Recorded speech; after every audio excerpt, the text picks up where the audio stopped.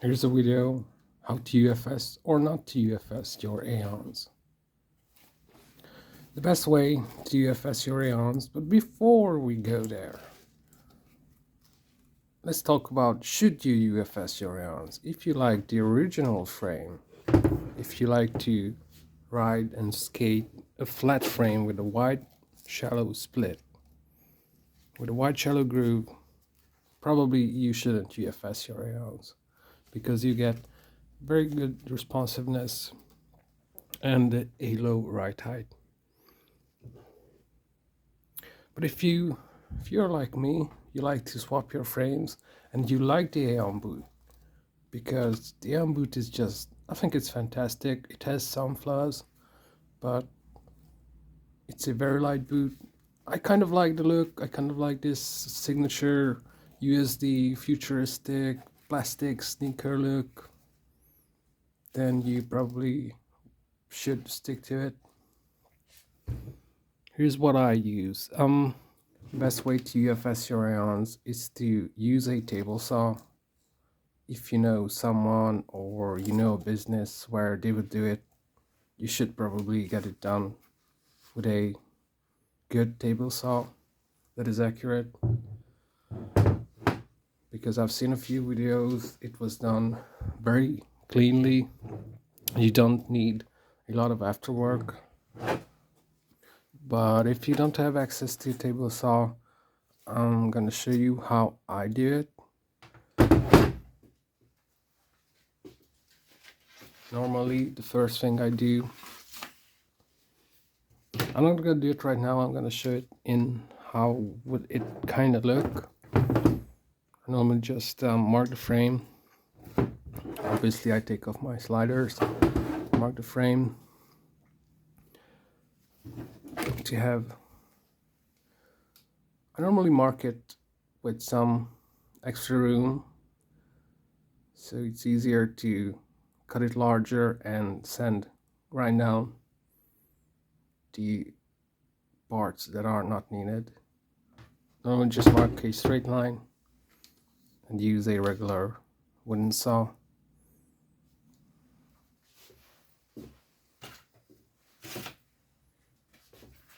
Which isn't the easiest thing to do. I sometimes end up with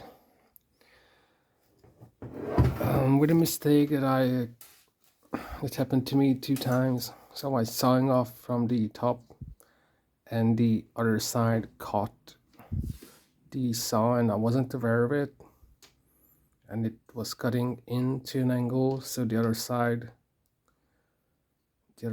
got shorter. I wasn't too happy about it. It doesn't take a lot of work to cut it off. I normally do it around this angle, so trying to not hit the other side. You should be aware of it.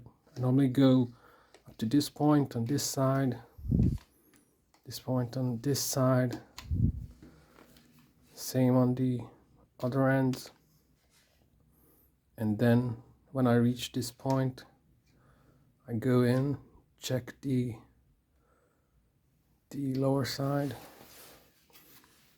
then I do the grind block as the last part. Okay, so if you have it off, if the frames are off, probably the next thing you should work on is straightening out your cut. And there are a few ways to do this. I first used a bench grinder that had a special disc for rubber and plastic. So you shouldn't use a metal disc. You should have a special disc that is good for wood. Probably the most ideal power tool is a belt sander. So last time I did it with a belt sander, it took me not a lot of time, but it wasn't too easy. I fixed the belt sander into a larger vise upward, and I put the skate onto the sander, and I did it that way.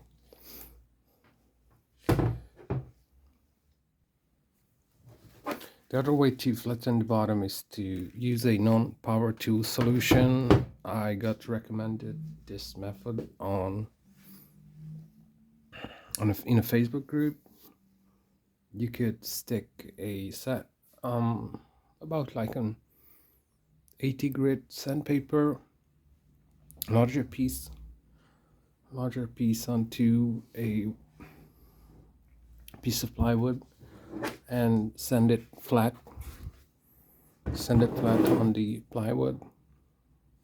That could work. It would take a lot of muscle power, but I think that would make it pretty flat. But even if you cannot get it entirely flat, because you will always end up with some little gaps, very tiny gaps, I normally just use some kind of pliable material I 3D printed. I mean, you don't have to do this. You could use some kind of leather, very thin, dense foam. Just look around in your environment. How could you get some kind of similar pliable sheet material? You could just cut into shape. It's enough if you just do 2 tiny strips and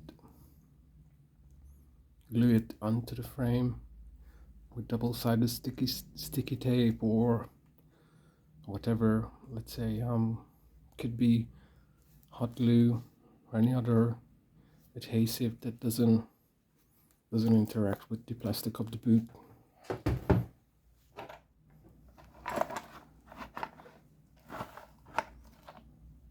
Last thing to do is I normally just Dremel these in.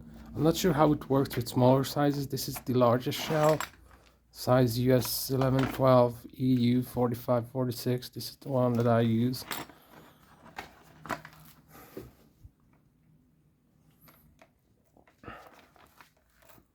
I'll show you.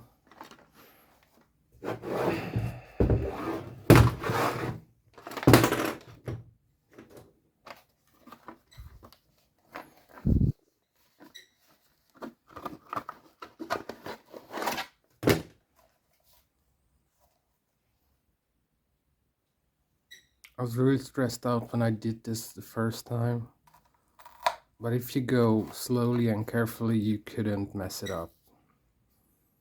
I normally do this by Dremel. You could do this by a round filer, a wooden filer, something that is not thicker than 8 millimeters. You just need to have these little grooves, scoop them in. When you do the dremeling, do you see the shape of the UFS receiver? The circular shape with a flat side. So that is always your indicator. So you could keep putting the receiver in just to see how much further you need to Dremel. Sorry, I need to manipulate a bunch of things and I couldn't talk while I'm doing it. You see it fits in nicely. Funny thing is that you don't need a full hole. This thing worked for me, just to have these semicircles on the bottom. I normally use 2-sided sticky tape on the come out 2-sided sticky tape on the receiver. I mean, if you don't want to put a tiny losing my voice, great. Focus, everything is falling apart. So I'm using 2-sided sticky tape on the receiver, so if this is pulled in and you don't have a lot of blue goo on your UFS screws, this will not be turning around if you are trying to tighten it. Alright, so that is how I do it. I'm not sure if you should or shouldn't UFS your Aeons, but this is the way how I would do it.